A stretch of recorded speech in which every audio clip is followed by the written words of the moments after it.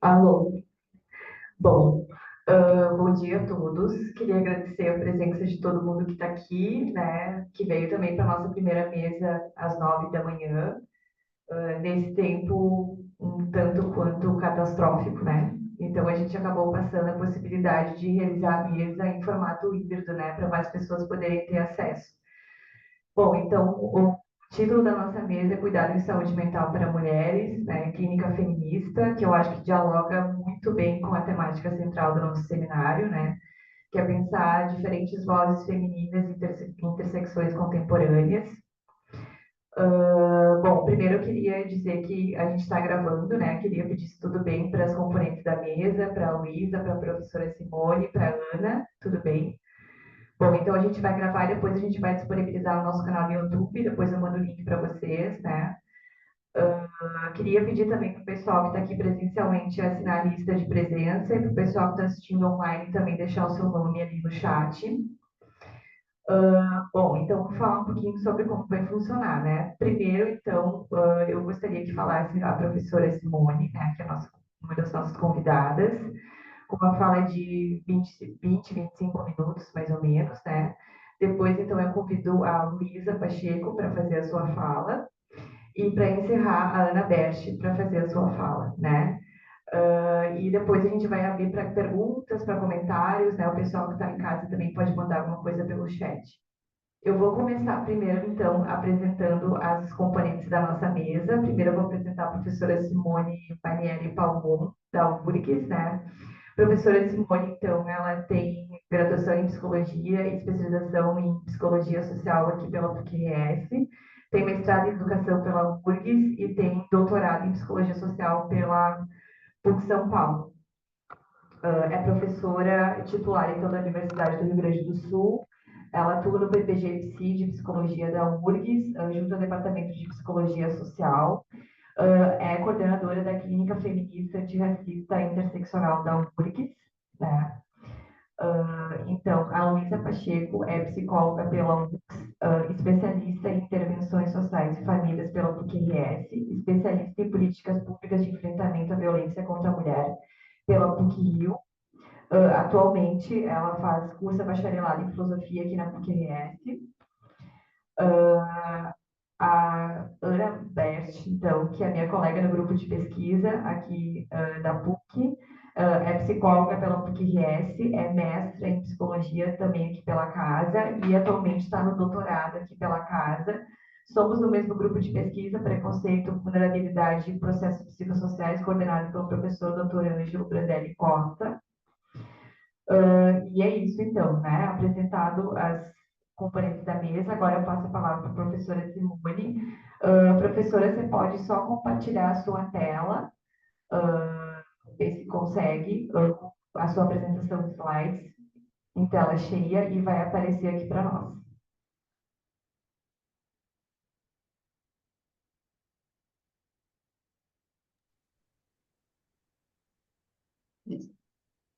Aparece?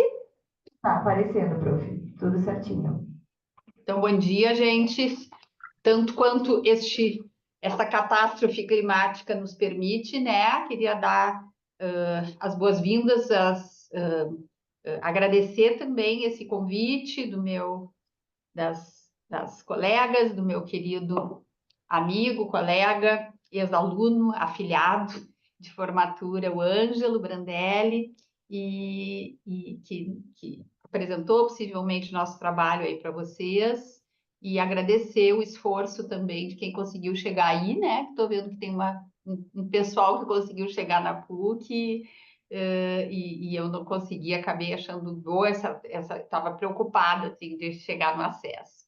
Eu vou trazer para nós, para compor a nossa discussão, também um prazer estar com a Luísa e com a Ana aqui, que a gente volta e meia se cruza em alguma atividade aí, então hoje vou poder escutá-las um pouquinho, isso também sempre é bom, né? Essa possibilidade que as nossas inserções acadêmicas nos dão também de fazer algumas costuras e trocar um pouco, acho sempre super importante, e tem a ver um pouco com esse trabalho que eu queria compartilhar com vocês, que é o trabalho da Clínica Feminista Antifascista Interseccional, que nós criamos a partir de uma demanda da Temis, que eu vou contar um pouquinho agora para vocês do percurso desse trabalho, para chegar numa discussão que eu acho que pode interessar assim, para a temática do seminário, que é possibilidade de intervenção da psicologia em situações e populações diversas, nesse pluriverso que são as subjetividades femininas também, e pensar um pouco nas nossas formações, assim, tão pouco afeitas,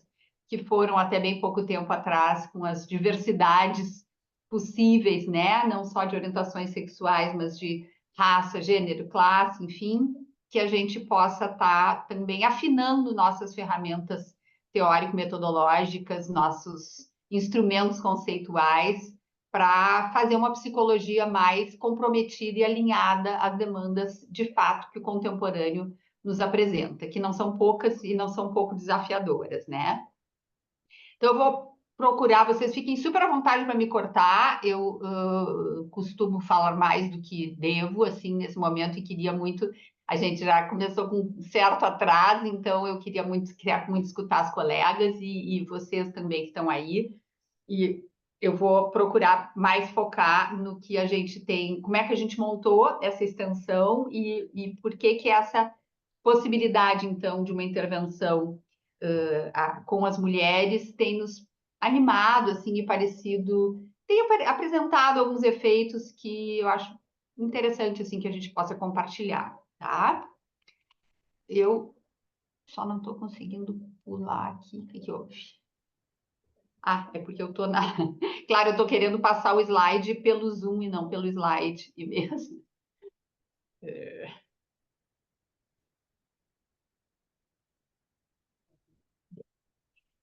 Então, só para me localizar assim também, desde onde, né, nós temos construído esse trabalho, a minha longa já trajetória profissional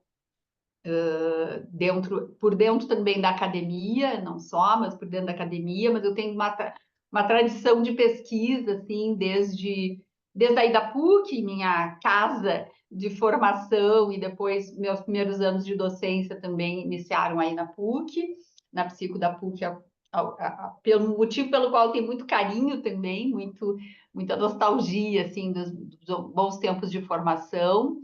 E desse chute inicial, assim, na minha formação em psicologia social, né, numa perspectiva na época muito animada, nós tínhamos aquele curso de especialização que deu origem ao mestrado depois de psicologia social aí da PUC, que era um curso de especialização em psicologia social, que eu tive a honra de ser da segunda turma, que teve professora Silvia Lane, Vanderlei Codo, Inácio Martim Baró, nosso saudoso Inácio Martim, lá de El Salvador, que eram professores que estavam movimentando a psicologia social materialista dialética na época.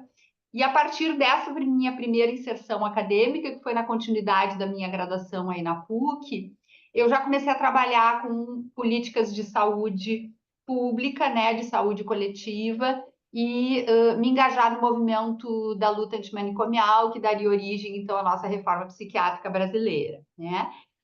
O campo das relações de gênero, assim, as intersecções, então, deste campo da saúde mental como minha área de pesquisa, investigação, interesse e intervenção também, foi se aproximando pelas questões mesmo das demandas das mulheres, que nos chegavam muito em pesquisas também e trabalhos de saúde mental, foi se aproximando, então, dessas questões de relações de gênero, e como diz um grupo chileno, que tem uma ONG com esse nome do slogan deles, que eu gosto muito, que eu vou mostrar em seguida para vocês, no eslomismo ser louca e ser louco. Né? Essas variações que tem entre a loucura feminina e a loucura masculina numa sociedade patriarcal passaram a me interessar e, mais recentemente, também trabalhando com essa interface das políticas migratórias, dos processos migratórios, que é a minha atual pesquisa, na perspectiva da pesquisa e intervenção cartográfica que orienta, então, nossos trabalhos majoritariamente ali na psicologia social do pós da URGS, elas têm trabalhado, então, no campo das migrações, agora mais recentemente, então, numa pesquisa guarda-chuva, que eu tenho intercêntrica, multicêntrica e interdisciplinar, com a Federal de Roraima e com a Fiocruz, trabalhando relações de saúde mental das mulheres imigrantes.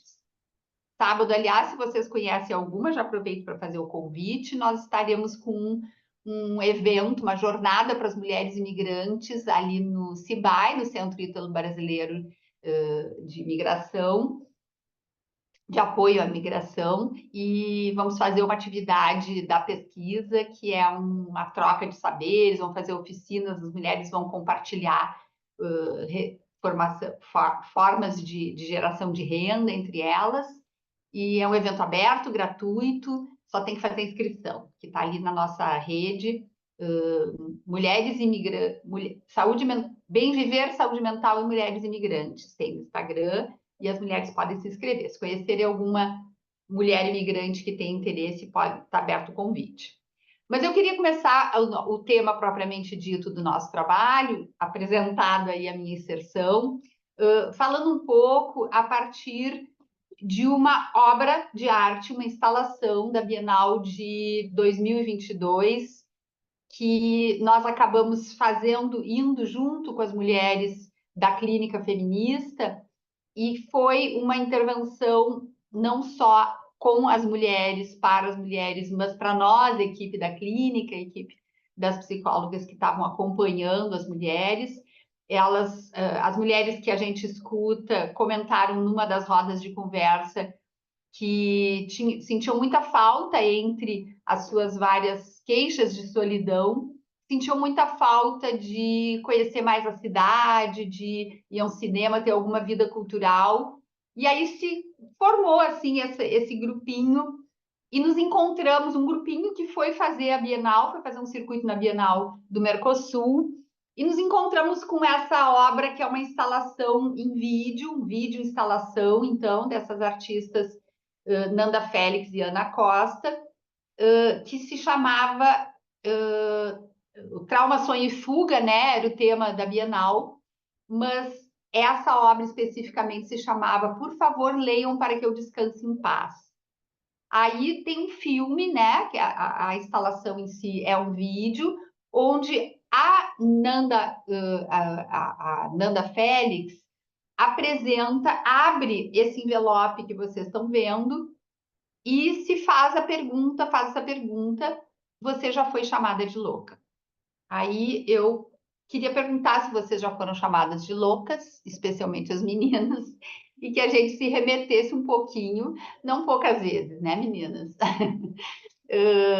E que a gente pensasse um pouco o que também significa isso, né? O que isso nos diz desse mundo que a gente vive, de como a gente se subjetiva a mulher nessa sociedade e do que significa a gente naturalizar, que é meio assim, né? Quando eu faço a pergunta, eu tenho me trazido essa pergunta ao longo dessas pesquisas, obviamente, do meu tema de saúde mental e gênero, ele intersecciona muito essas questões da loucura e do feminina, mas especialmente o quanto a gente precisa parar para pensar como é que a gente acha tão natural ser chamada tantas vezes de louca, né? E a Nanda toma esse susto quando ela encontra isso na casa, ela vai arrumar a casa da obra. Tem um link aqui, eu vou deixar esse material com vocês, tem muito mais link do que eu vou falar e mostrar aqui, mas eu vou deixar o material com vocês e aqui tem o link que aparece, não aparece o vídeo, a instalação ele não está online, mas aparece um pouquinho da história da obra, tá? E aqui são algumas das imagens, então, que a Nanda coloca do que ela encontra dentro desse envelope que na casa da avó que ela tinha acabado de perder, então, no Rio de Janeiro, né? E entre essas relíquias da avó aparece um diagnóstico do Hospital Psiquiátrico no Rio de Janeiro, de uma mulher de 32 anos, que era puérpera no momento, colônia de psicopatas para mulheres, né? e um diagnóstico de psicose puerperal, e depois uma série de cartas que ela trocou ao longo da vida com um padre que era seu confidente e pelo qual ela foi apaixonada. E nessa troca de cartas, ela vai contando a história dessa internação e de como essa internação marcou a vida dela e de quanto ela nunca teve com quem, nunca pôde mais falar disso, de medo, né, de ser chamada de louca, de ser novamente internada, e não era só chamada, né, tinha consequências bem mais graves. Então é uma história, toda a história da avó dela, ela vai encontrar abrindo essa carta. E aí, pensando essa experiência de silenciamento, né? Que ela só vai saber após a morte da avó, ela convida várias mulheres e artistas para abrirem o envelope e lerem as cartas em voz alta. Gente, é de uma delicadeza, de uma beleza, de uma intensidade o vídeo. Eu tenho muita vontade de trazer a Ana e a Nanda, né? E a Ana para a gente pensar desdobramentos dessa intervenção, mas sugiro veementemente que vocês deem uma olhada na obra para pensar essas questões que a gente tem comentado aqui, né? Que o nosso seminário convoca. E essa experiência de abrir a voz no coletivo vai tomando a forma de uma espécie de coral, de jogral coral que as mulheres fazem, e a neta, a Nanda, então, junto, né, com elas, e vai tomando essa forma de jogral, onde as mulheres vão repetindo algumas frases e abrindo a possibilidade de externar e explicitar aquilo que foi silenciado, não só na vida desta avó, né, mas na vida de tantas mulheres. E essa experiência, então, de individualização desse sofrimento, que é muito rapidamente, né, transformado em diagnóstico psiquiátrico, é esse fio condutor, assim, que tem nos levado a pensar o quanto essas violências de gênero incidem das mais diferentes formas sobre todo e qualquer corpo de mulher, né? Então, o silenciamento, o não direito a enunciar-se, né? Tão bem expresso ali na primeira gravura que a Grada Quilomba coloca já no seu Memórias de Plantation, né?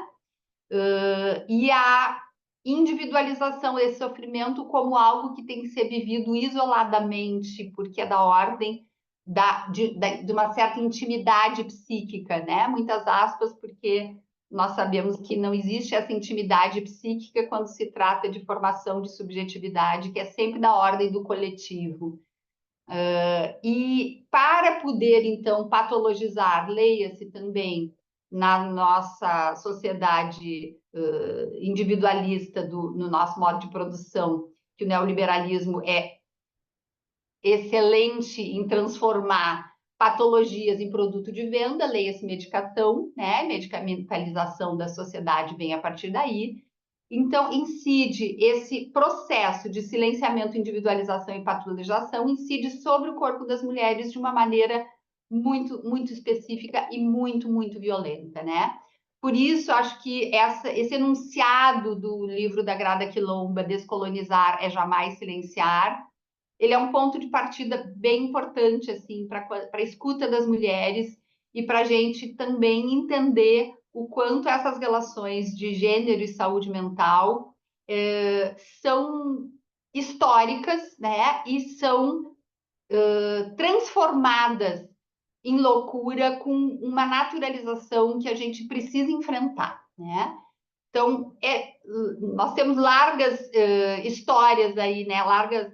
Largos exemplos na história de mulheres internadas porque não eram boas esposas ou porque os maridos tinham arrumado alguma amante e precisavam sumir com as mulheres. Tem aquele caso que eu acho muito emblemático sempre, de uma das mulheres que a Daniela Arbex encontrou no hospício de Barbacena, que estava internada, ela encontrou com 80 e tantos anos, não, ela já tinha morrido com 80 e poucos anos, e tinha sido internada com 15 porque engravidou do patrão médico de Belo Horizonte. O patrão, para sumir com a menina que ele tinha engravidado, internou, e a Daniela Arbex vai atrás do filho, e o filho não conhecia a história da mãe, só sabia que ele tinha sido adotado porque a mãe era louca, né?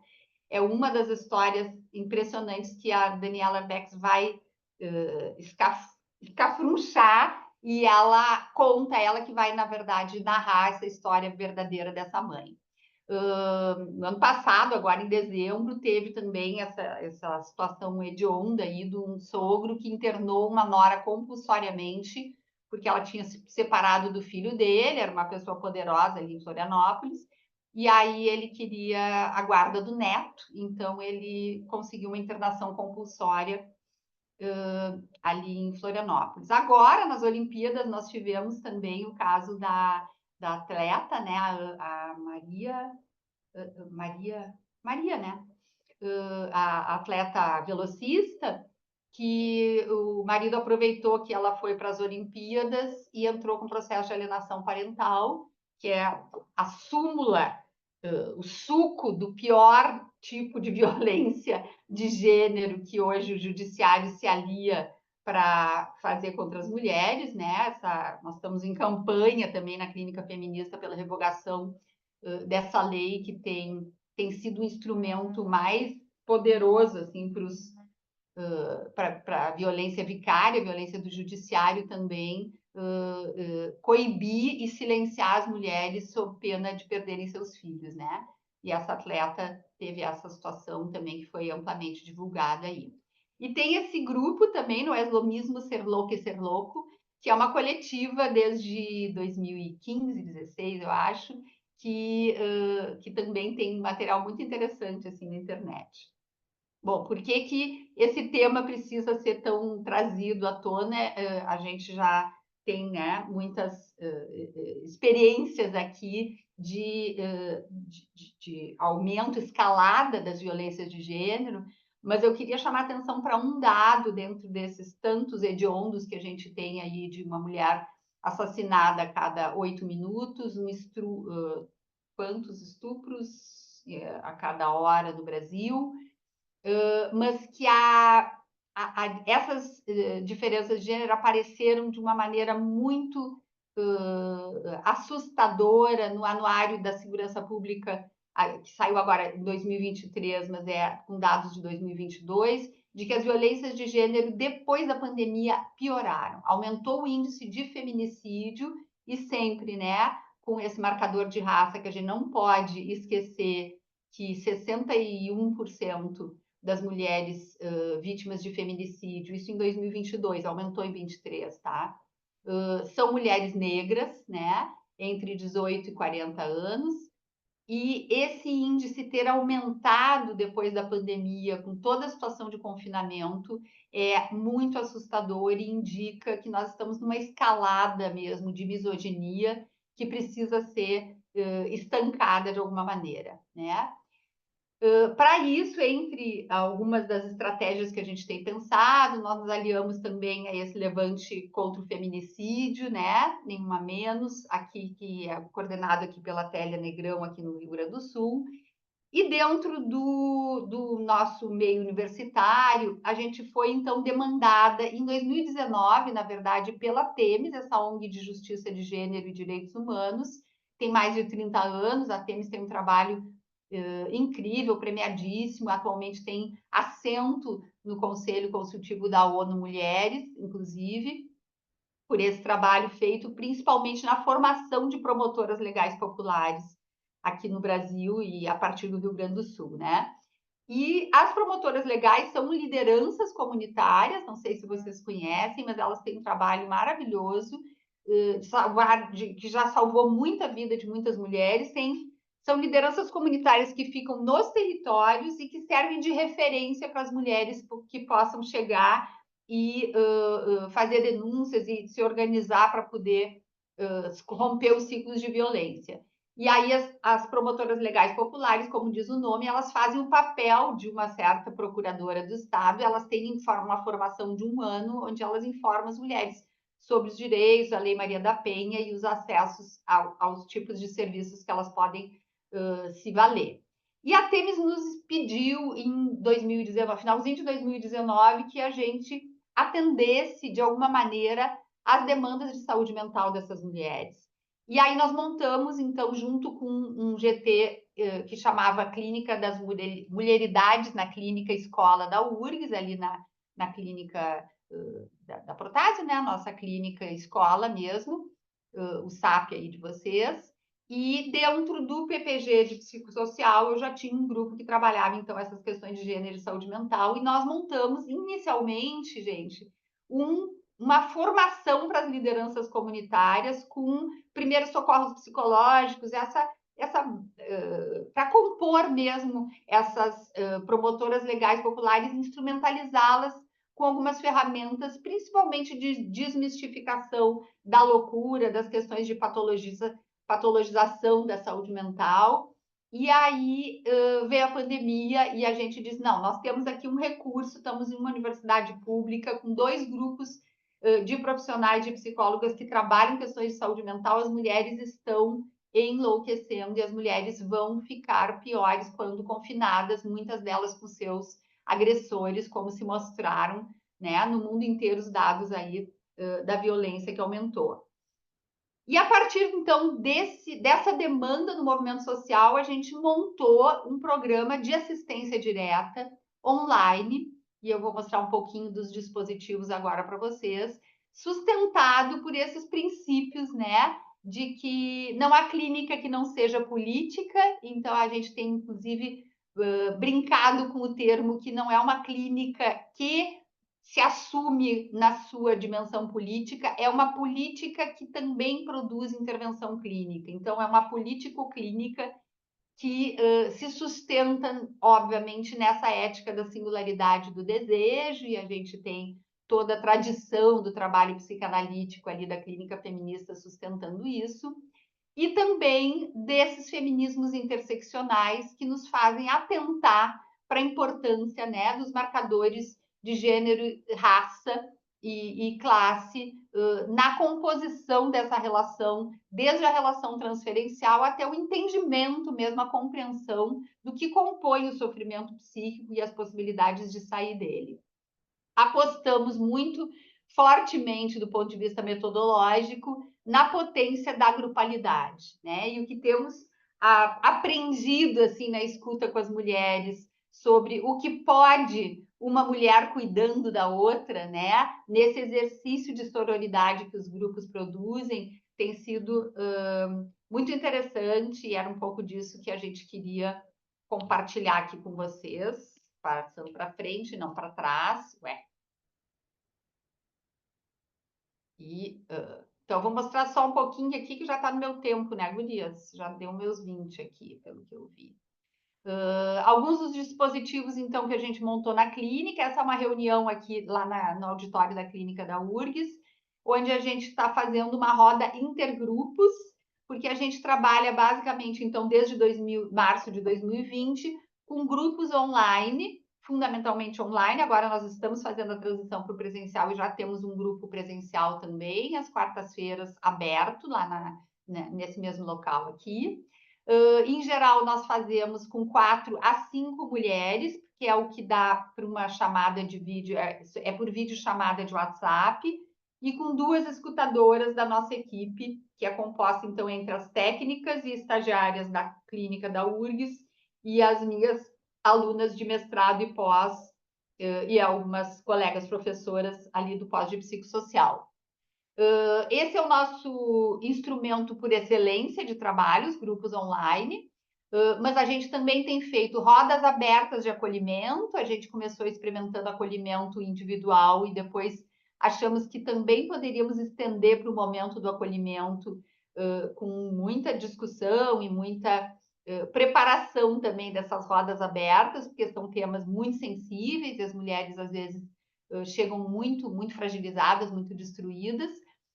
Mas a gente tem experimentado também, não exclusivamente, o acolhimento já em grupo, e é muito interessante a maneira como mulheres que já passaram por situações de violência são capazes de acolher as outras, né? Nós trabalhamos também muitas atividades de formação, sempre na perspectiva da sala de aula feminista, né? Inspiradas aí na Bell Hooks, de uma pedagogia feminista que também nos inspira bastante, e em articulações com a rede de atenção psicossocial, fazemos também matriciamento, trabalhamos com algumas equipes que recebem mulheres em situação de violência e algumas outras oficinas que a gente tem trabalhado.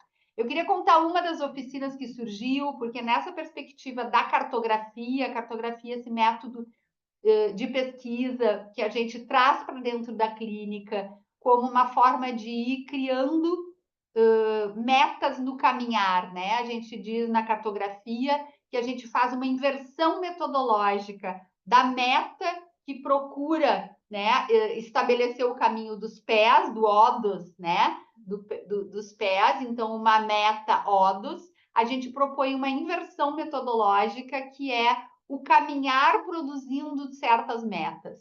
Então, esse odos meta, a gente propõe, por exemplo, que quando uma escuta nos traz alguma demanda que não estava previsto, digamos, no nosso setting terapêutico, a gente procura fazer dessa demanda um dispositivo de intervenção. E assim foi, por exemplo, com uma mulher que nos trouxe, uma mulher vítima, sobrevivente de feminicídio, teve o corpo inteiro esfaqueado pelo ex-companheiro, e ela sobreviveu, ninguém sabe como, porque ela ficou muito, muito machucada, ficou em coma vários dias, mas ela tem as marcas dessa facada, e um dia ela veio feliz, assim, para um grupo, tinha acontecido uma coisa muito boa com ela, e ela disse, agora só falta eu realizar meu sonho, que é transformar cada uma dessas facadas numa margarida. Eu queria transformar isso em tatuagens de flor. O dia que eu tiver dinheiro, eu vou tatuar. E a gente ficou muito com a força daquele desejo daquela mulher tão sobrevivente a tantas violências, não só aquela física, né? Que se tornou para nós um certo emblema assim, de poder ressignificar marcas de violência e transformar aquilo em algo outro que aqueles corpos também possam carregar, né? E aí, nos 21 dias de ativismo do ano passado, a gente conseguiu, com a parceria de umas tatuadoras amigas, a gente fez uma oficina lá na Lomba do Pinheiro, e aí as mulheres passaram a tarde, essa é a roda, elas passaram a tarde fazendo as tatuagens flash que as apoiadoras tatuadoras ofereceram, e várias delas, então, trouxeram algum desenho, trouxeram as tatuadoras para ser flash, né, ofereceram um certo menu, e várias delas trouxeram, então, esse desejo que ainda não tinha sido realizado, e foi muito bonita essa tarde também que elas passaram nessa sala, conversando entre si e contando por que elas queriam, que marcas eram essas que elas queriam ressignificar, né? Então, essa perspectiva aí da ODUS Meta, que vai também conduzir nossas pesquisas, eu vou deixar aqui para vocês, não vou passar pelas pesquisas, mas eu vou deixar, porque pode ser tema de interesse para as articulações com os trabalhos que vocês têm estudado e feito. Algumas das publicações, a gente tem 5 publicações na rua bem acessíveis, tá? Uma no livro do Conselho Com Você Ando Melhor, que foi o livro que o Conselho de Psicologia publicou ano passado, com esse trabalho, só com trabalhos a partir da pandemia de a psicologia do enfrentamento à violência contra as mulheres. Tem 2 artigos, um deles que foi o primeiro, que fala dos efeitos que a gente tem percebido de nomear uma clínica como feminista, que causa muito furor. A gente pode conversar um pouquinho mais depois sobre isso. E também no livro dos 30 anos da reforma psiquiátrica, um livro dessa coletânea que a Assembleia Legislativa publicou, eu contei um pouco dessa história das relações loucura e gênero que eu estava comentando com vocês. Tem algumas das pesquisas aqui, 3 pesquisas de mestrado e 5 de doutorado, algumas terminadas, algumas em curso. Eu deixei, inclusive, os nomes e os contatos dos pesquisadores, se vocês quiserem acionar. Depois, se tiver algum trabalho mais perto dos de vocês que vocês achem interessante. E queria terminar só com essa esperança feminista, que esses verbetes, né, publicados pela Débora Diniz e pela Ivone Gebara, que são duas feministas tão importantes e que têm orientado tanto, nenhuma é psicóloga, né, são antropóloga e filósofa, mas eu acho que elas têm trazido nesses verbetes feministas, nesse diálogo entre mulheres também que foi produzindo esse glossário que elas chamam de esperança feminista, tem um alerta que eu acho que é muito valioso para nós psicólogos que estamos enfrentando toda essa violência histórica do patriarcado que tem chegado através desses programas, através do sofrimento das mulheres trazido, seja nos nossos consultórios, nas nossas vidas, nos envelopes que a gente abre das nossas avós, ou quando a gente para pensar nessa naturalização mesmo da violência e da patologização das mulheres, que elas trazem essa delicadeza do quanto o feminismo precisa de escutadeiras, né? Essas personagens capazes de escancarar 10 vezes os sentidos para abrir os portões de uma pedagogia feminista. Eu gosto muito da ideia de que a gente está fazendo isso na hora em que a gente senta com toda essa disposição de pôr o corpo, por todos os nossos sentidos, à disposição de nunca mais calar tudo que as mulheres foram caladas, porque agora nós vamos botar a boca no mundo e isso há de produzir menos sofrimento e mais sororidade neste mundo tão destroçado pelas violências patriarcais como temos vivido bem recentemente. Fico por aqui, louca para ouvir as colegas e desculpe se me passei um pouquinho. Bom, muito obrigada, professora Simone. Podem bater palmas. Eu botei vocês. Muito obrigada, professora Simone, pela sua fala. Agora eu vou passar, então, para a Luísa, que vai fazer as suas considerações, depois a Ana, e abrimos Como é que para eu tiro aqui, gurias? Eu tenho que tirar aqui a descompartilhar, né? Isso, foi. Luísa, você consegue compartilhar a sua tela para os slides? Consigo sim. Bom dia a todas e todos presentes.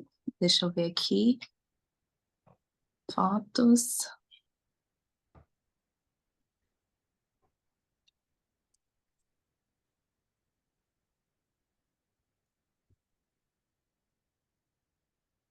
Tá aparecendo? Está aparecendo, sim. Ai, que bom. Então, muito obrigada pelo convite. É muito bom estar aqui, muito bom ter te escutado, Simone. Quero muito escutar a Ana também. E esses espaços são muito importantes, né? Acredito que eles sejam produtores também de saúde mental para nós mulheres, pois dificilmente nós somos consideradas em lugares de conhecimento. E nós feministas temos que ocupar todos os lugares, e o mundo acadêmico certamente é um deles. E hoje eu gostaria de falar um pouco, então, da minha clínica, né, que eu tenho experiência já há 6 anos, uma clínica exclusiva para mulheres adultas. E hoje eu gostaria de falar, então, sobre o meu interesse de explorar a subjetividade a partir de construções sociais históricas e trazer as categorias tanto do corpo quanto do casamento e da família, pois eles atravessam muito a vida das mulheres. E é um desafio capturar exatamente o que a gente faz na clínica, né? Porque é uma artesania e nós estamos falando aí de atravessamentos que são do macro, que são opressores, mas isso também aparece em nuances, em particularidades, em dimensões sutis em cada mulher, a partir dos lugares sociais que ela ocupa e dos próprios significados que ela cria sobre isso também. Então, cada temática vai ser conduzida, manejada de uma maneira diferente, né? Eu quero trazer também um pouco a minha base teórica, que é muito do feminismo marxista, materialista e da esquizoanálise, e teriam diferentes amparos epistêmicos, né? Porque quando a gente fala do feminismo, nós falamos de feminismos, e essas é a minha escolha, né? O que faz sentido para mim. A psicologia coube o estudo dos fenômenos individuais e a sociologia o estudo dos fenômenos sociais ou coletivos.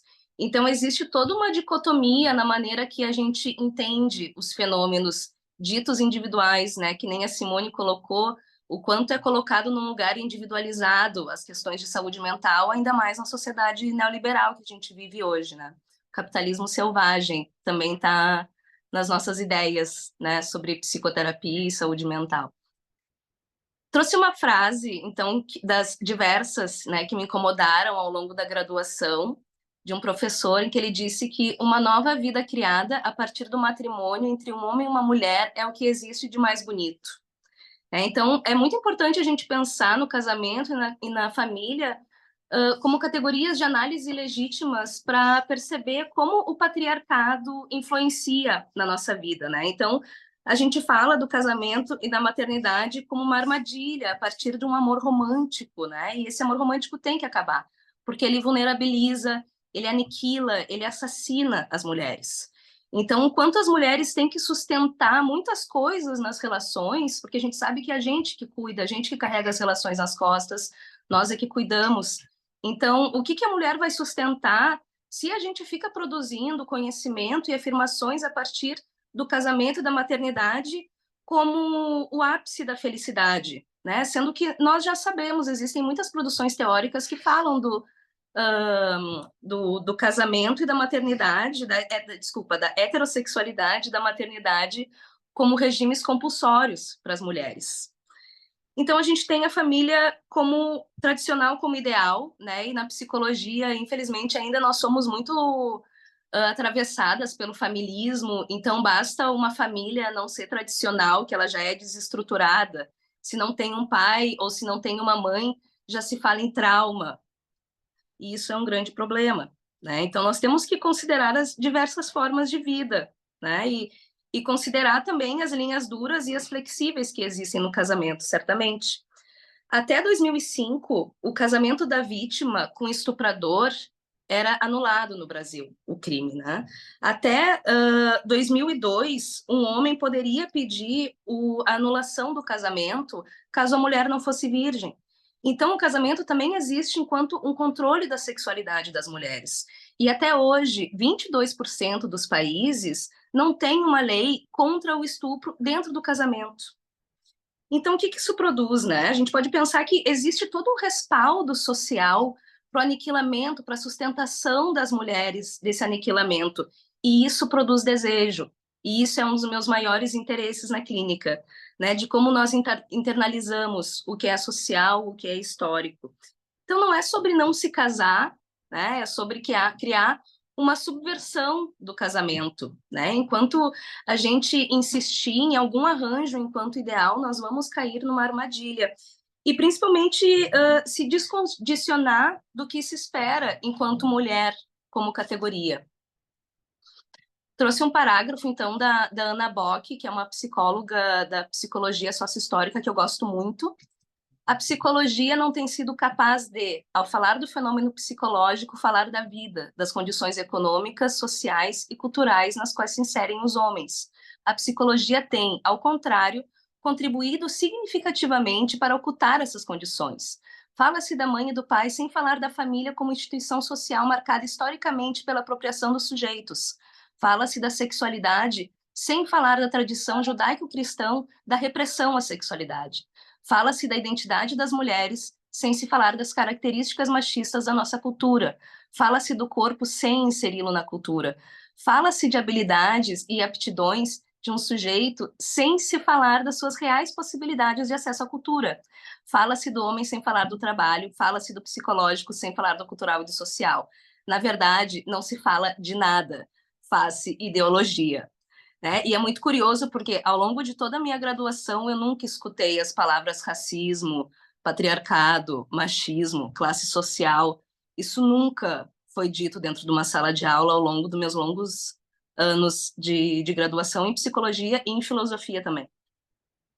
Então, a gente pode ver, a partir desse parágrafo, quanto a psicologia está ligada à história de grupos dominantes, né? E a subjetividade não deve ser entendida então, como algo da vida privada, pois nós não podemos reduzir o cuidado ao individual. Nós temos que considerar as realidades materiais de cada mulher.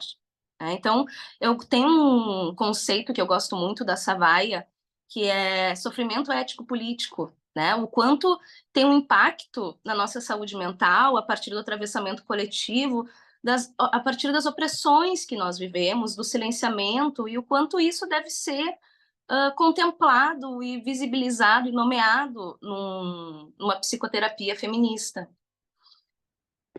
Eu quis trazer, então, algumas obras que são bem importantes para minha base teórica sobre o suicídio do Marx. É um livro que me agrada muito.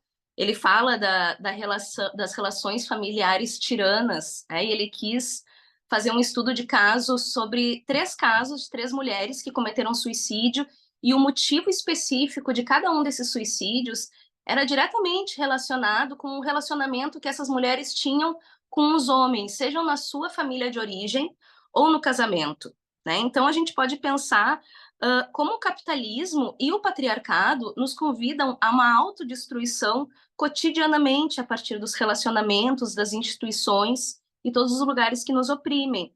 Então, não, a partir da teoria marxista e do feminismo marxista, a gente entende que a esfera econômica e política permeiam as relações, né? Porque os modos de produção do capital também produzem subjetividade. E existem opressões de caráter ético e profundo no capitalismo, né? Não apenas nas questões econômicas. E eu trouxe essa obra muito clássica do Engels, né? A Origem da Família, Propriedade Privada e o Estado. E ele nos dá um amparo, né? Esse livro como ferramenta para a gente entender toda a história de como nós chegamos até aqui e como é importante nós desnaturalizarmos o gênero, porque o patriarcado teve um início.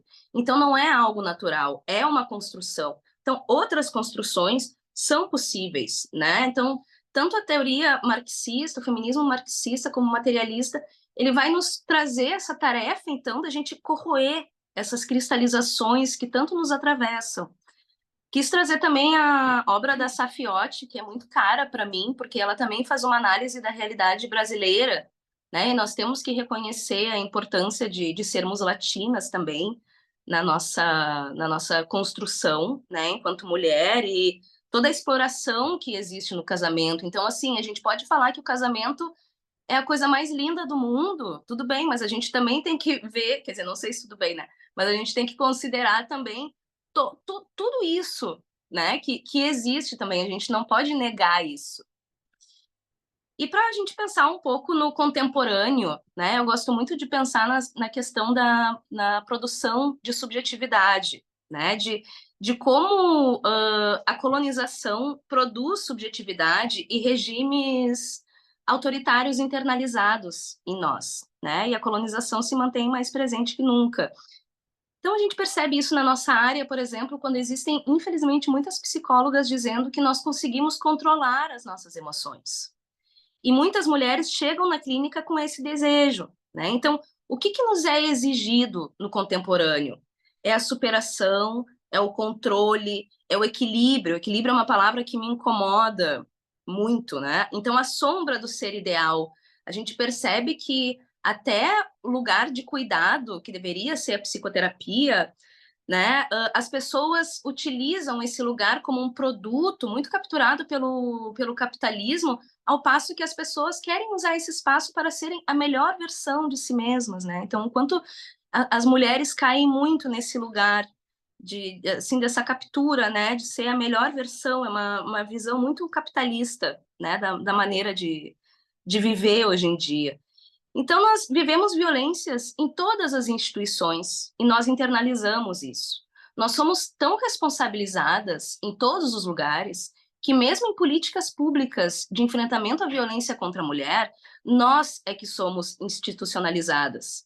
Os homens continuam com a mesma vida. Nós temos que ir para uma casa de abrigo, para uma casa de passagem. Nós que temos que mudar todo o nosso trajeto, toda a nossa vida a partir de algo de uma opressão que nós vivemos. E a questão do paradigma desenvolvimentista, então, a gente tem pensado muito na vida e nos processos como evolução, como avanços, como retroceder, né? E é aí que a vida passa, é assim que a gente vai pensar sobre os fenômenos né? O quanto é uma moralização da vida nós pensarmos dessa forma, dessa forma, né, dos fenômenos. Então, a respeito da categoria corpo, né, porque eu sou da filosofia também, existe toda uma tradição filosófica de falar do corpo a partir do que despotencializa ele. Então, Schopenhauer dizia que o puro sujeito do conhecimento é alheio à dor, às alegrias e às vontades. O Platão afirmava que o corpo nunca nos conduz a um pensamento sensato. O corpo é o cárcere da alma. E o Descartes dizia, então, com a sua célebre frase, né, penso, logo existo. Então, o corpo engana, o corpo não é confiável, né? O que a gente deve confiar sempre na nossa racionalidade. E eu existo também, não só porque eu penso, eu existo não porque eu tenho racionalidade também, mas porque eu sinto, porque eu luto, porque eu sonho, porque eu sofro, porque eu tenho um corpo, né? Tantas outras afetações que cabem num corpo. Nós vivemos intensidades no corpo e isso se torna um problema, né? Ao passo que a subjetividade está em função de uma normatização e de uma hipervalorização da racionalidade. Então, será que os afetos são de fato um obstáculo para a vida e para o entendimento? A gente tem tantas relações de causa e efeito hoje em dia também, né? Se a pessoa chora porque está deprimida, se a mulher está com raiva, então ela está ressentida, né? E como a Simone, a professora, falou anteriormente, como é fácil patologizarem o que uma mulher sente, né? Ainda mais com a raiva. Às vezes é a raiva que mantém uma mulher viva. É extremamente potente a gente sentir raiva e operar a partir dela também, né? Mas nos é muito impedido de sentir isso, né? As mulheres preferem sentir raiva delas mesmas do que dos outros, e quando nós pensarmos na categoria de raça também, para as mulheres pretas tem várias outras questões, porque facilmente se animaliza essa mulher e facilmente se criminaliza essa mulher que tem raiva também. Então, a epistemologia feminista vem com conhecimento importantíssimo, né, de restituir o que é do corpo, de ter um corpo passagem para acolher as nossas intensidades, sem que a gente crie verdades sobre nós mesmas a partir dessas sensações, né? E a epistemologia feminista vem com uma outra forma de narrar o corpo. E é possível produzir e adquirir conhecimento a partir de um local social, porque o nosso primeiro conhecimento é como habitar um corpo. E toda neutralidade vai estar a serviço de um apagamento da dimensão do corpo e da experiência. E nós, mulheres, conseguimos entender mais facilmente essas premissas da epistemologia feminista, porque o nosso corpo não é nosso. O nosso corpo é do Estado, sempre foi, né? E nós sabemos o que é ter o nosso corpo no meio de jogos políticos e debates públicos. Então, e o corpo também habita todos os processos, né? Um corpo nunca vai estar deslocado de um acontecimento. Então, a gente precisa sair da primazia da racionalidade para experimentar, para construir outras experimentações. O afeto, então, é uma dimensão fundamental para a psicoterapia feminista, né? Porque nós temos o direito de sentir. A gente pode não ter sentido, não ter direito para muitas coisas, inclusive sobre o nosso próprio corpo, mas a gente tem o direito de sentir, nós devemos usar esse direito. O capitalismo e o patriarcado, então, existem como uma atrofia, né? Porque existe toda uma métrica e um extermínio da produção desejante, e a psicologia, infelizmente, está muito ligada a isso, ainda hoje, ainda no contemporâneo, né? A gente fala da psicologia tradicional, mas ela ainda está aí de vento em popa, né, infelizmente.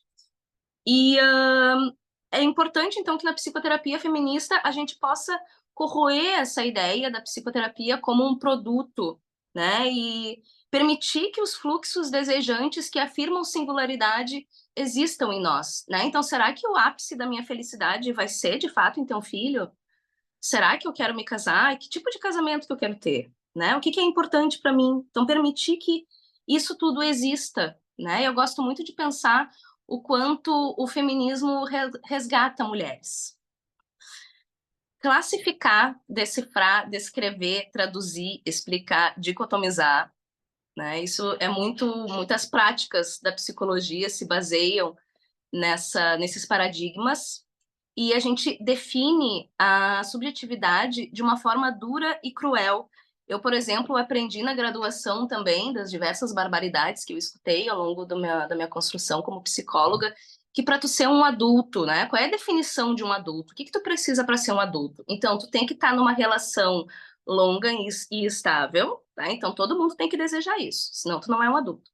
Tu tem que ter uma vida sexual ativa, tu tem que morar com o teu companheiro ou companheira. Então, se tu morar com a tua amiga, tu tem 30 anos, tu paga as tuas contas, isso faz sentido para ti? Não, tu não é uma adulta, né? Então, enquanto a gente define, né, a saúde como enquadramento, né? Então, é extremamente saudável nós não estarmos adaptadas a esse mundo com essa tentativa ordenadora constante, né? Porque isso vai nos aniquilar, né? Ao passo que a gente tenta caber nas coisas que não fazem sentido para nós. Então, eu penso muito na clínica como um lugar de não adaptação, né, e da desobediência. E é importante a gente pensar também na importância da clínica, porque uma nova organização social só vai ganhar corpo com uma nova subjetividade.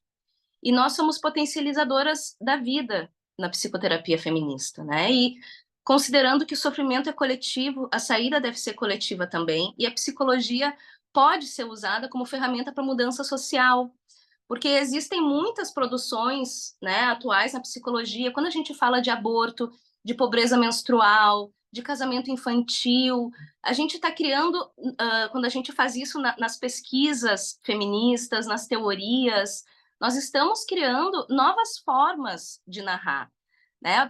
Enquanto a professora Simone estava apresentando, eu estava pensando, como é difícil a gente se sentir contemplada nesses lugares de conhecimento, né? A epistemologia feminista fala isso, o quanto nós não somos contempladas no conhecimento. Então, é muito bom, né, a gente estar aqui falando sobre isso. E então eu coloquei as referências também. Sim, desculpa. Eu queria falar sobre a questão de encontrar possibilidades, né, que estava no outro slide ainda, porque nós somos agentes políticas, né? Nós vivemos opressões, mas a ideia de que algo não pode mudar é uma ideia muito burguesa e está a serviço de uma ordem dominante que nos quer aniquilada. Aí eu trouxe aqui os PDFs que eu utilizei. Gostei muito de construir essa apresentação, de estar aqui com vocês. Uma pena a gente não poder ter feito presencial, né? Em conta dessa chuva onde eu estou aqui, está chovendo muito, ia ser bem difícil chegar na PUC hoje. Então, que bom que existe a possibilidade de nos encontrar. Sim, chegou uma ligação aqui. E eu coloquei os meus contatos, então o meu celular, o meu Instagram, Clínica dos Afetos, de fato, sou uma entusiasta dos afetos, né? Não escondo no nome. Coloquei meu e-mail também, caso alguém queira algum PDF dessas obras que eu citei, quiser me fazer uma pergunta ou saber mais sobre o meu trabalho, é só entrar em contato comigo. E muito obrigada pela escuta de vocês hoje. É isso. Luísa, muito obrigada pela sua fala. Fiquei muito feliz em te rever. Eu e a Luísa, a gente fez psicologia juntas na UFS, né? Sim. Eu gostei muito das referências que você trouxe, assim, o conceito da Bárbara Sampaio, principalmente, assim. Eu usei muito ele na minha dissertação de mestrado, que é de sofrimento ético-político, que é um sofrimento produzido pelas desigualdades sociais, né? Então, eu acho que para quem tem interesse nessa temática, vale dar uma olhada. Então, agora eu passo a palavra para minha colega do grupo de pesquisa, Ana Berche, e é isso. Depois continuamos com as discussões. Oi, gente, tudo bem? Vocês me escutam bem? Então, primeiro eu queria agradecer o convite da Patrícia.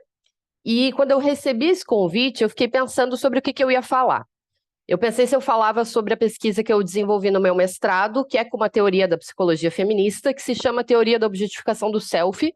E essa teoria é sobre como as mulheres internalizam um olhar masculino na sua construção de self e passam elas mesmas a se tratarem como objetos sexuais. E isso está estatisticamente vinculado com maiores níveis de depressão, de ansiedade, de transtornos alimentares. Eu pensei também se eu falava da pesquisa que eu estou desenvolvendo no doutorado, que é com uma teoria do sexismo ambivalente, que vai propor que o machismo é um fenômeno multidimensional. Então, ele não é só repressor e hostil, mas ele tem uma faceta de reforço dos papéis de gênero femininos, que são construídos como femininos justamente porque eles sustentam a posição hierárquica dos homens acima da nossa. E eu acrescento daí no meu doutorado a essa teoria, como no capitalismo, esse reforço se conecta com a positivação de circunstâncias que vão preservar a exploração do trabalho das mulheres, especialmente via a teoria da reprodução social. E aí a gente tem que falar de falta de acesso a direitos reprodutivos, e eu falo especialmente do aborto. Mas aí eu também fiquei pensando que, se vocês quisessem, vocês podiam ir atrás e ler sobre essas teorias. Vocês poderiam buscar os artigos, inclusive daqui a pouco os que eu escrevi, eu já tenho publicado. E eu entendo que é importante a gente centralizar em teoria feminista, porque isso nunca é feito. Justamente por isso está acontecendo esse evento todo, e eu parabenizo muito vocês por estarem realizando esse evento. Mas eu tenho 20 minutos de fala, e aí eu achei que era mais interessante eu usar esse tempo para falar de algo que não tem como vocês irem atrás depois, que é a minha experiência enquanto psicóloga feminista. E aí eu também pensei que seria mais útil eu trazer isso a partir da ideia de clínica ampliada, e não da clínica tradicional, do consultório particular, até porque eu imaginei que alguma das outras convidadas provavelmente ia acabar falando sobre isso. Então eu queria contar para vocês duas experiências ilustrativas, uma que eu tive como psicóloga do SUAS e uma como psicóloga do SUS. E aí o primeiro caso, ele é no espaço que eu estava atuando por último, no SUAS, na assistência social. E aí chegou para atendimento uma usuária que eu vou chamar de Karina, para preservar a identidade dela. E a Karina tinha 42, 43 anos, e ela veio fugida de outro estado após uma tentativa de feminicídio do ex-companheiro dela. Ela trabalhava numa loja, ganhava um salário mínimo, já tinha denunciado o companheiro por violência doméstica, e quando ele sai da prisão, ele, em conjunto com outros homens, tentam matá-lo. Ela vai na polícia, e a polícia não oferta um abrigo, diz que ela está numa situação muito grave, é melhor ela fugir, sair da cidade. E aí ela coloca o que dá numa mala e vem de ônibus para Porto Alegre. Ela chega aqui sem nenhuma rede de apoio, sem nenhum suporte, a mãe dela já está falecida, o pai dela violentava ela desde pequena, e um cara na rodoviária vê que ela está numa situação vulnerável, porque tem muitos homens que eles inclusive se treinam para conseguir ler uma mulher numa situação vulnerável. Ele aborda ela, ela conta a história dela, e ele diz que vai dar um emprego para ela. E aí, nos primeiros dias, ela trabalhou com limpeza na lanchonete dele, mas logo ela se viu de novo numa situação onde ela estava sendo violentada, porque o cara assediava ela e queria favores sexuais por ter informalmente dado um trabalho para ela. E aí a Karina, ela deixa essa lanchonete e ela vira uma pessoa em situação de rua, e ela passa a dormir em albergues. A Karina já tinha anos atrás passado por uma internação psiquiátrica, ela estava com um quadro de ansiedade, de depressão, ela fazia uso de medicação psiquiátrica prescrita anteriormente na cidade em que ela morava. E aí, frente a esse caso, o que é fazer uma clínica feminista? Eu, enquanto psicóloga, de um serviço de assistência. A minha prioridade deve ser vincular ela num serviço de saúde mental, considerando esse quadro dela de saúde mental? Eu entendi que não, que a minha prioridade era achar um lugar para a Karina morar. Porque a necessidade mais urgente que a violência doméstica tinha causado nela não era um trauma, ainda que o trauma também estivesse ali. O fato mais urgente, mais básico, era ela ter um teto todo seu, como dizia Virginia Woolf. E claro que concomitantemente eu fui buscando outros serviços, mas o meu maior foco era a moradia dela. Até porque a vulnerabilidade de uma mulher na rua é muito maior. A rua é uma situação de merda para qualquer um que esteja nessa situação, mas para as mulheres a gente sabe que é muito pior. Então eu busquei o CRM, que é o Centro de Referência para Mulheres em Situação de Violência aqui da cidade, aqui de Porto Alegre, e quem conheceu esse serviço ao longo do tempo viu como ele mudou, porque ele iniciou de uma forma muito potente, e aí ele foi extremamente desmontado depois que o governo Sartori extinguiu a Secretaria de Políticas para Mulheres, e agora ele está se recompondo mais ou menos, porque o Eduardo Leite está parcialmente utilizando isso como uma plataforma e está fazendo um certo investimento nisso, né? Então eu levei ela até lá, a Karina não conhecia nada de Porto Alegre, eu peguei um ônibus e fui junto com ela, já para ir localizando ela espacialmente na cidade também. O CRM atendeu, na época ele contava com 2 pessoas, era isso o CRM, era uma psicóloga, uma assistente social, e às vezes eles conseguiam uma parceria com uma universidade quando precisava de auxílio jurídico, né? E aí elas escutaram ela, falavam que ela não estava numa situação de violência masculina agora, então elas não poderiam encaminhar ela para um abrigo de violência. Ela já tinha feito um BO também na cidade dela, então o que tinha para ser oferecido daquele espaço, daquela instituição, era isso. Aí eu fui buscar um outro recurso que quem não conhecia, sem dúvida, ficou conhecendo no início desse ano, que são as fatídicas pousadas, né?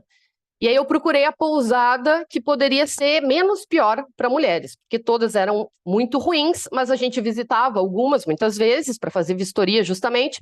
A gente sabia que algumas eram mais afastadas, um pouco mais preservadas, tinham mais pessoas idosas às vezes, e aí a gente tentava encaminhar mulheres para esses outros espaços. E eu consegui uma vaga para a Karina. Mas ainda assim, as pousadas elas são lugares péssimos, e a Karina não aguentou nem 2 dias, ela preferiu voltar para o albergue, porque no albergue pelo menos tinha uma equipe, tinha gente olhando para ela, zelando por ela. Mesmo que só de noite, porque o albergue, diferente do abrigo, ele só funciona a partir das 7 horas da noite até as 6 horas da manhã. E aí eu corri para tentar conseguir uma coisa que é mais difícil ainda na assistência social aqui de Porto Alegre, que é obter um auxílio aluguel, que são R$ 500 que a pessoa recebe por mês para custear uma moradia. A pessoa tem que comprovar que ela está usando esse dinheiro para pagar um aluguel. E rolou, eu consegui, a gente conseguiu, eu e a minha colega de serviço. E aí com isso, então, a Karina ela tinha 600 pila do Bolsa Família, mais alguma coisa acumulada do FGTS dela, que ela conseguia sacar, e ela tem 500 para alugar um quarto numa pousada melhor. Achar essa pousada também foi toda uma lenda, porque a maioria é um lixo, mesmo que não seja as pousadas Garoa, que era a pousada com quem o município de Porto Alegre tinha uma licitação, mas a gente conseguiu. E aí a Karina, ao final dessa saga, que contando pode não parecer tanto uma saga, mas para quem já trabalhou na assistência de Porto Alegre sabe como é difícil conseguir qualquer coisa, a Karina, ao final dessa saga, ela não tinha mais depressão, ela não tinha mais ansiedade? Tinha, claro que ela tinha. Mas isso foi clínica feminista, porque a Karina agora tinha um lugar para ela sofrer. Ela tinha uma casa para poder ficar triste dentro dessa casa.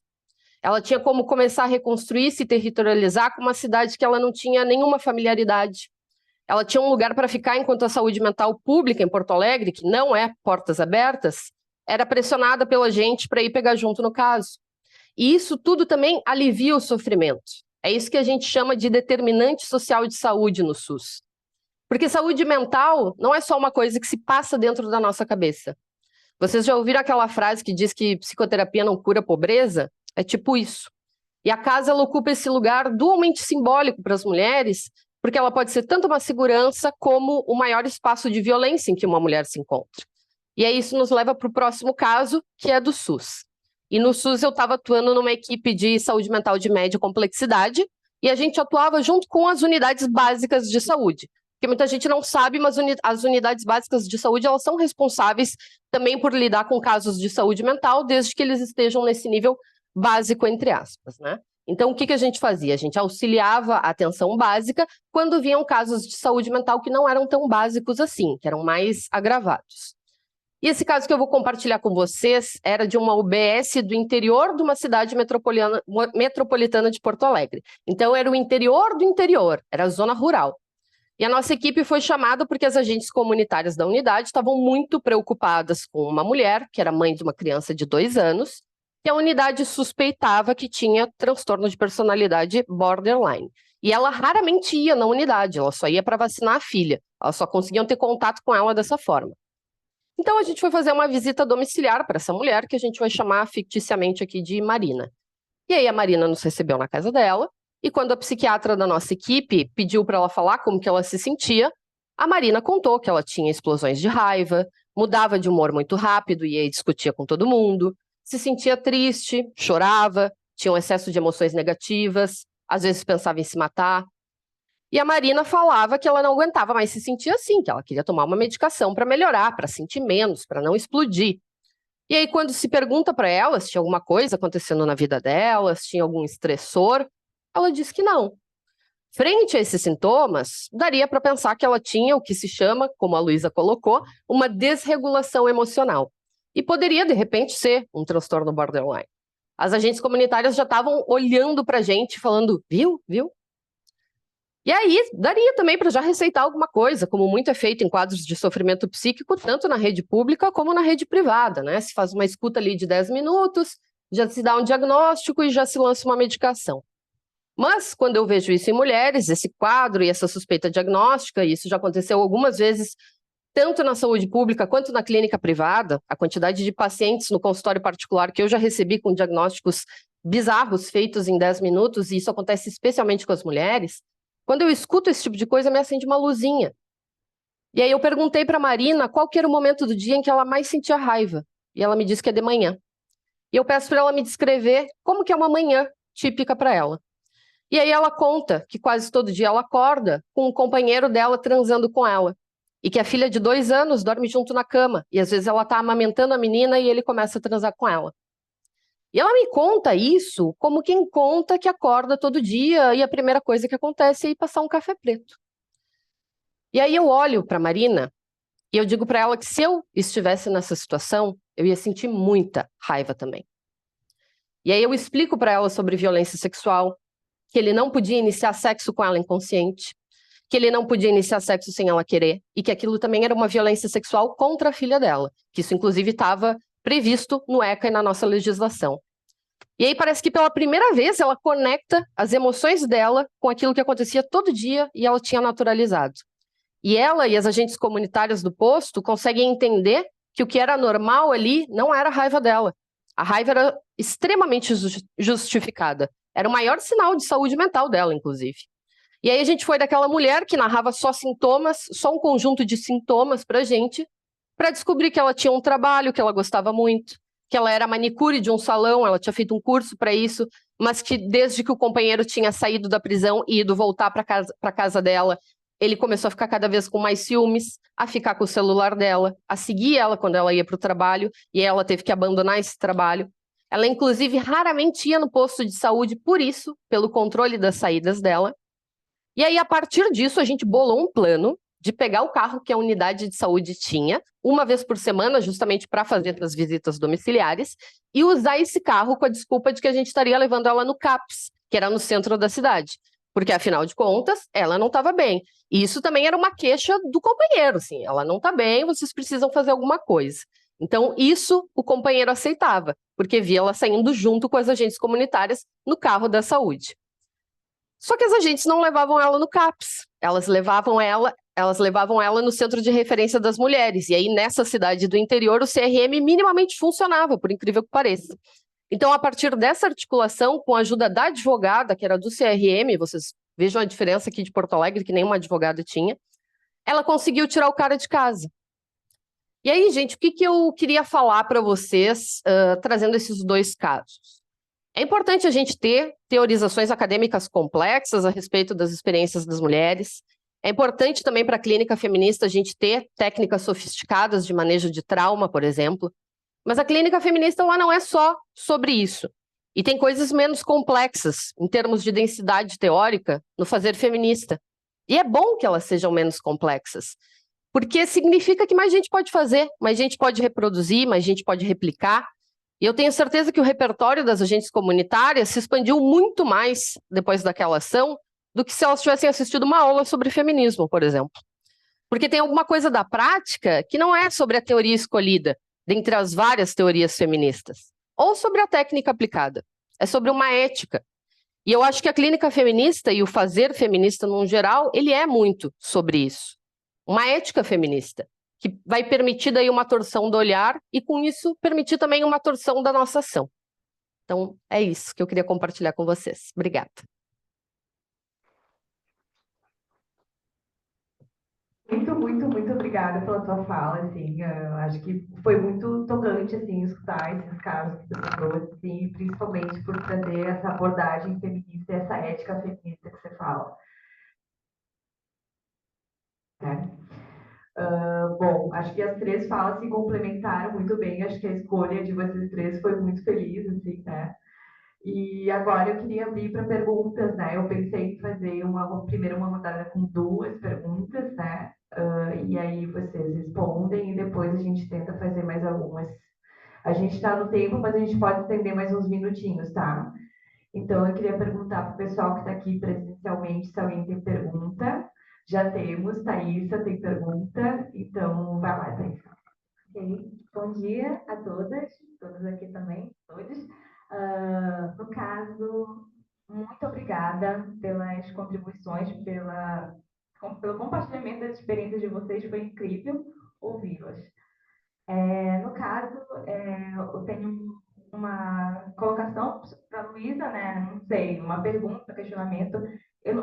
Você disse que parte, né, principalmente do feminismo marxista, mas também pensa nessas epistemologias feministas. Eu queria te perguntar se você já teve contato com o feminismo decolonial, já que você falou sobre as influências, assim, das dinâmicas de poder, da questão colonial nas vidas também, de modo geral, e também essa questão, né, da linkagem entre razão e emoção, né, me lembrou muito de categorias mobilizadas por teóricos latino-americanos, como Horacio Onaro, do Guerreiro Arias, e o Sente Pensar, do Fausto Borda, né, que não foram eles que criaram, são pautados em experiências de povos tradicionais latino-americanos. Então, queria te perguntar se você já teve algum contato. E também, no caso, eu acho que é isso, na verdade, para eu não me estender. Obrigada. Tem uma pergunta. Tá. Willy, você pode falar a sua pergunta, que eu vi que você está com a mãozinha levantada.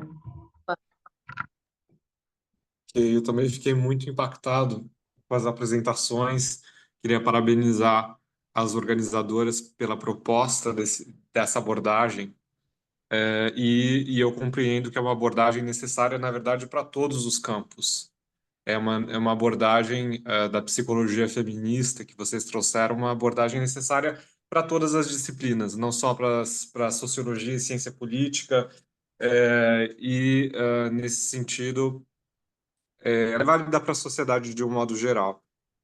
Então, obrigado por isso. E indo na mesma toada da Thaisa, eu queria saber se você podia aprofundar um pouco essa dimensão da colonização como fonte de sofrimento permanente. Luísa, então essa é a minha pergunta. Onde está essa colonização na sua análise? Bom, então agora a gente passa a palavra para a Luísa, então, poder responder. Depois a gente faz mais uma rodada rapidinha de perguntas. Obrigada pelas colocações, que bom que mobilizou vocês, né? E acho que é importante, assim, provocações, né, teóricas.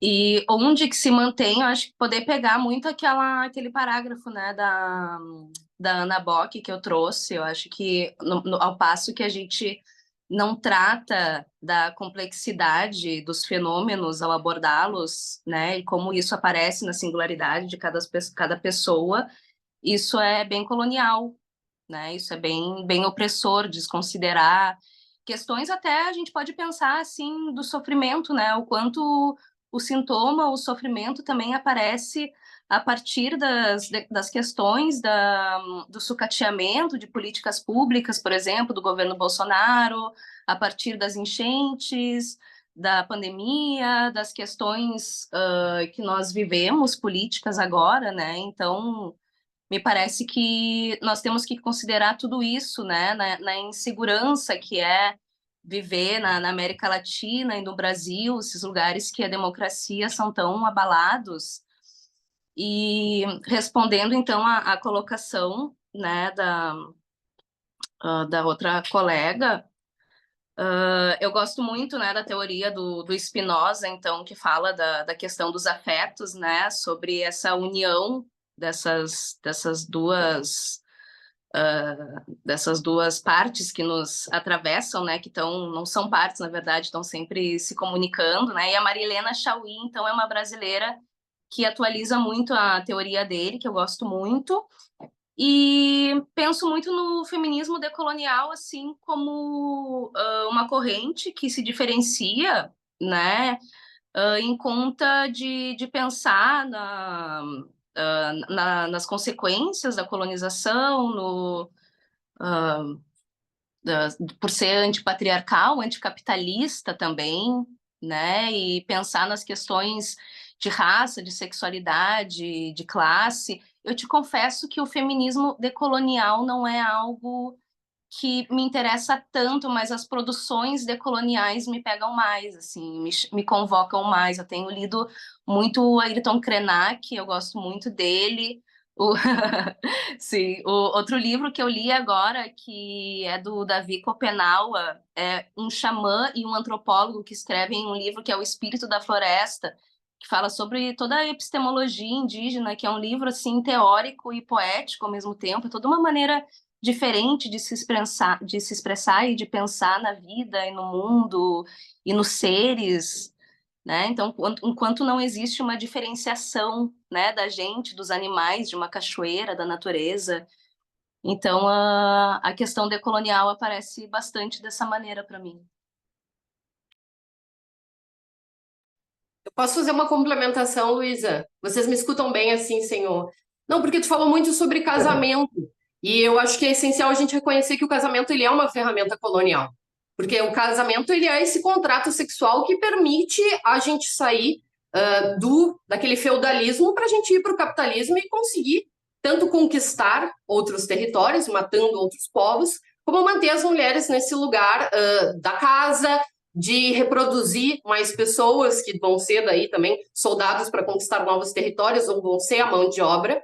Então eu vejo que também essa questão da colonização ela está muito ligada com a teoria da reprodução social e com a própria ideia da heterossexualidade, do casamento, do controle da reprodução das mulheres, porque a caça às bruxas, que é ali onde a gente começa também esse período de colonização, ela é muito sobre isso ali, o que a Federici está falando, né? De matar as mulheres que detinham esses conhecimentos sobre direitos reprodutivos, no sentido de que elas sabiam como, por exemplo, terminar uma gestação, e essas mulheres elas eram perseguidas justamente porque era uma época que tinha muita morte, né? Peste negra, enfim, não existia saneamento, então tinha uma mortalidade extremamente alta e se precisava de mais população. E como que o Estado gerava mais população? Matando as mulheres que detinham saberes reprodutivos. Inclusive, ali teve uma parte da Europa onde foi legalizado o estupro para incentivar a geração de mais pessoas, né, através dessa violência contra as mulheres. E isso está muito ligado ali no processo colonial, né? Tem aquele artigo que eu acho que é do Grossfogel, que ele está falando dos 4 epistemicídios, que ele está falando desse processo colonial, e aí ele cita justamente esse período da Europa da caça às bruxas como algo que avançou a colonização. Então, eu acho que também dá para a gente fazer esse gancho aí. Eu queria aproveitar, que eu acho que as duas questões, né, remetem para essa abordagem mesmo, assim, de por onde a gente pode fazer ruir essa mônada que parece tão dada de que existe uma hierarquia entre os saberes, né? O saber do macho em relação à mulher, o saber europeu em relação ao nosso, o saber do branco em relação ao preto. E eu acho que justamente a abordagem interseccional ela vem para desmontar essas hierarquias. E aí é super interessante que vocês tenham as duas questões que apareceram, que elas tenham trazido justamente assim por onde é que a gente pega esse fio da meada para começar a destrinchar esse nó, né? E aí eu acho que a abordagem, como é que a abordagem decolonial ela é fundamental e queria te fazer uma sugestão, e ele, se tu gosta desse tema, e Thaisa, que é o livro da Vergé, da Françoise Vergé, que é uma feminista, que é feminismo decolonial, né? E a Vergé traz, por exemplo, uma questão que eu acho tão singela de mostrar o que produz subjetivamente a colonialidade, a lógica, né? A subjetivação colonizada, quando ela diz que o neoliberalismo só funciona, né? O capitalismo neoliberal ele só funciona porque cada dia que a gente acorda às 6 da manhã, enquanto os seres produtivos, né? Se diria numa versão brasileira, os tais dos cidadãos de bem estão se arrumando para ir para o mercado financeiro, para abrir as lojas, para ir para o comércio. Milhares de mulheres negras já abriram as academias de ginástica, os salões de beleza, as universidades, as empresas, para que homens brancos e mulheres e liberais, em geral, pudessem fazer o seu trabalho, né? E essa figura de que as mulheres negras são invisíveis para fazer o capitalismo funcionar, eu acho que marca o quanto nós somos tão subjetivados de uma forma colonial que significa que o nosso desejo possa ser alienado. Alguém pode saber mais sobre o meu desejo do que eu mesma, né? Então, a gente produzir essa quebra nessa lógica de que há algo acima de mim, afora eu mesma, que posso enunciar o que eu preciso e o que é necessário, eu acho que é muito necessário também a produção acadêmica, né? O Nego Bispo tem uma expressão que eu acho que é maravilhosa, que é o contracolonial, inclusive, que ele diz, não é só a gente descolonizar e sair fora, a gente tem que afrontar a lógica colonial, né?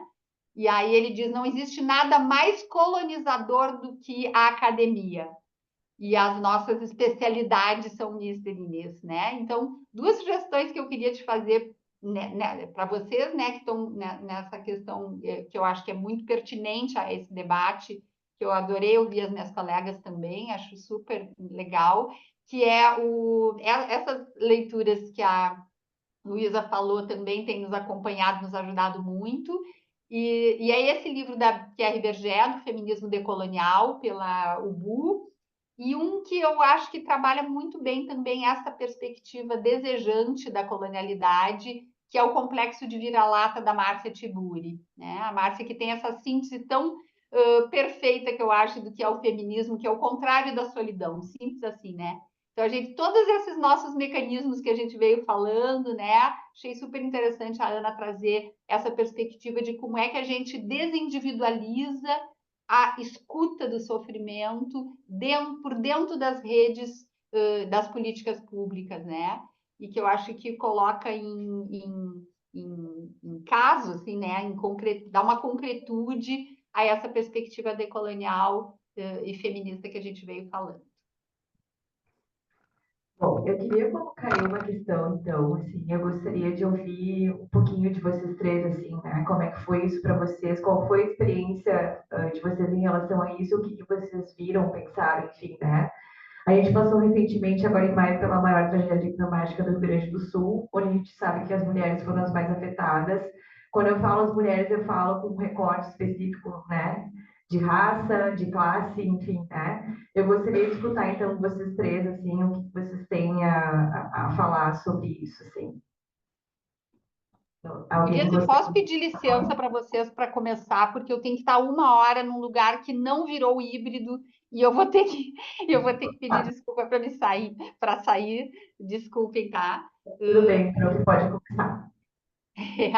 Eu estava prevista de sair da PUC 30 e acabei tendo um compromisso que vai ser aí perto, então agora eu vou ter que me deslocar, ainda bem que deu uma ligada aqui.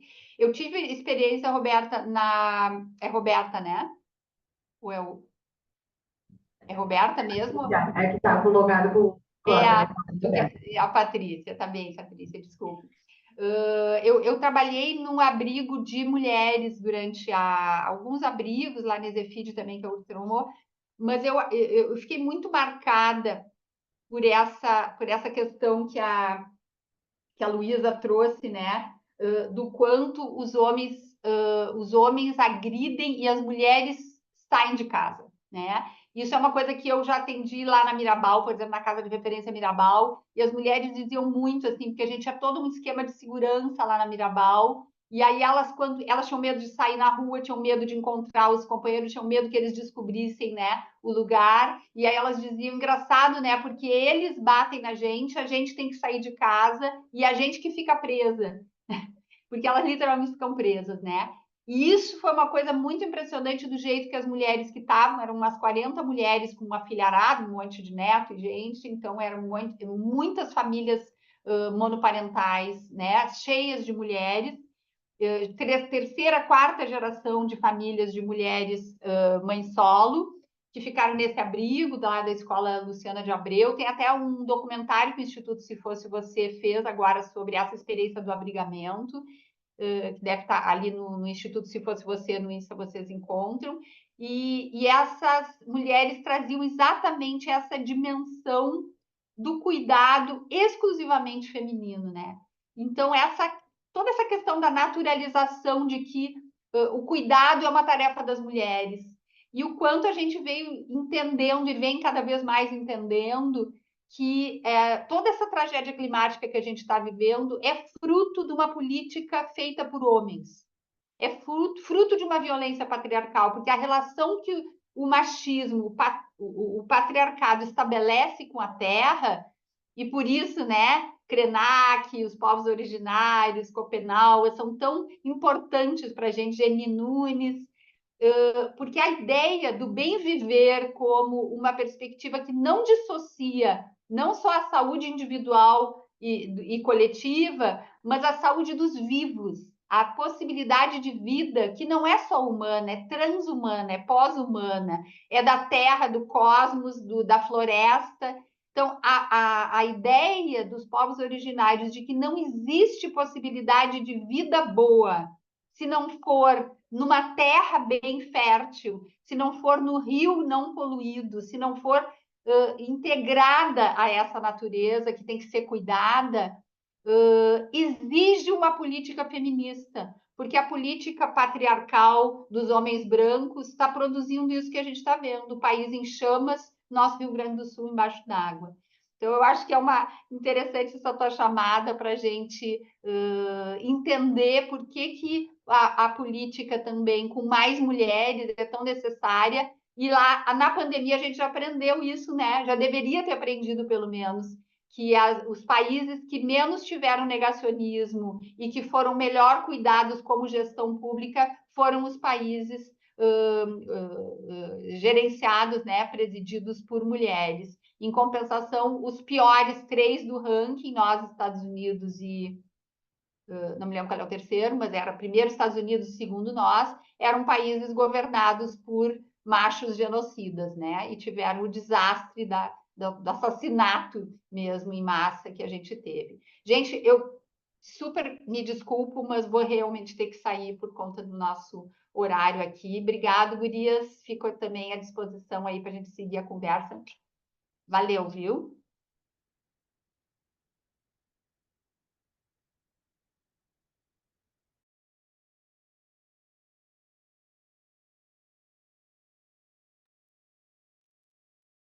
Oi, posso falar?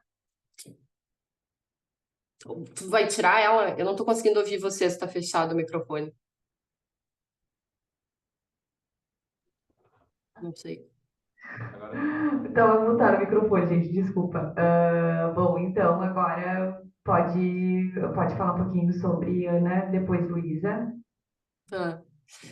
Não, eu acho que a Simone resumiu super bem. Eu acho que o que qualquer tragédia climática desse tipo escancara é que as mais prejudicadas vão ser as mulheres, porque a gente também tem uma característica já aí de algumas décadas de feminilização da pobreza, né?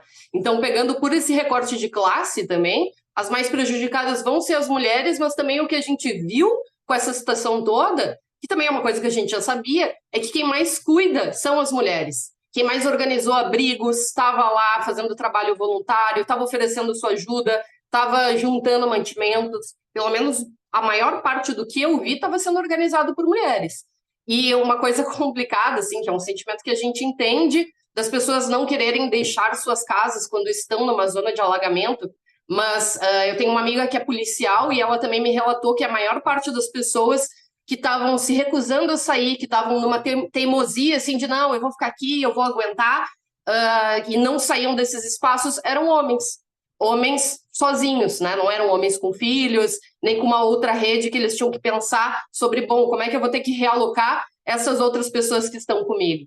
Então também tem uma teimosia por aí, porque inevitavelmente a água estava subindo e depois ia ter que se gastar mais tempo, ia ser ainda mais difícil de resgatar essa pessoa. E é um pouco similar ao que a gente vê também assim, na resistência masculina de buscar ajuda de saúde, né? Os homens eles acabam muito se acoplando com esse estereótipo de que eles são fortes e nada vai se passar, e aí com isso, inclusive, acabam sofrendo mais em determinadas condições. Nesse caso, se colocando mais em risco também.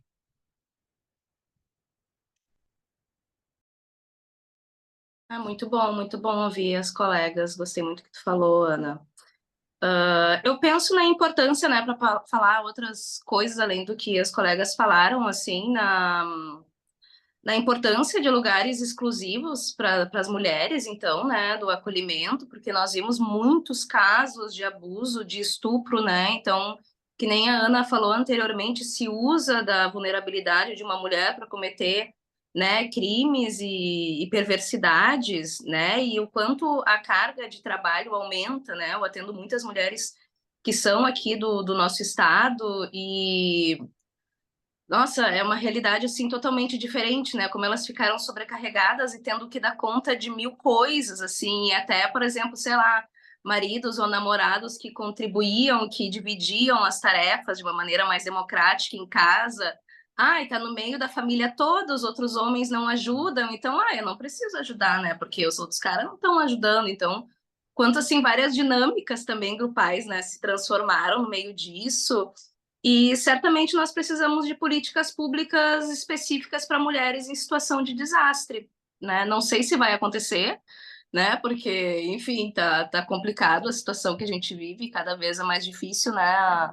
O investimento no social, no coletivo, mas é extremamente necessário, porque, né, os desastres estão acontecendo cada vez mais, né? Cada vez mais presentes e não sei se os bilionários estão dispostos a abdicar, né, desse lugar de privilégio deles. Sempre gosto de apostar na possibilidade das coisas mudarem, não sabemos como vai ser, né? Espero que as coisas mudem, né? Vamos ver o que vai acontecer. Mas, enfim, questões. Obrigada, Gurias, pelas respostas. Eu queria perguntar se tem mais alguém que gostaria de fazer algum comentário, alguma pergunta que está aqui na sala. Não? Bom, então é isso, Gurias. A gente vai encerrar a mesa. Eu queria agradecer muito, né, as falas de vocês, a professora Simone que teve que sair, a todo mundo que ficou acompanhando online também. Queria só dizer que o Lucas, o nosso colega do PPG doutorando, ele deixou uma sugestão de trabalho para quem se interessa sobre o tema no chat, quem quiser dar uma olhada. E é isso, espero que a gente consiga fazer outros eventos juntos, assim, né? Foi muito bom escutá-las. E damos por encerrado a mesa. Um beijo, Gurias. E a gente vai se falando pelo WhatsApp. Valeu, Patrícia. Muito obrigada pelo convite. Ah, e só para dizer, eu também deixei ali uma sugestão no chat, e inclusive, Luísa, se tu quiser dar uma olhada, porque o Grossfogel, ele fala da frase do penso, logo existo, que na verdade seria conquisto, logo existo, associando ali com a questão da colonização. É bem a ver com o que tu trouxe. Mas é isso aí, gente. Obrigada.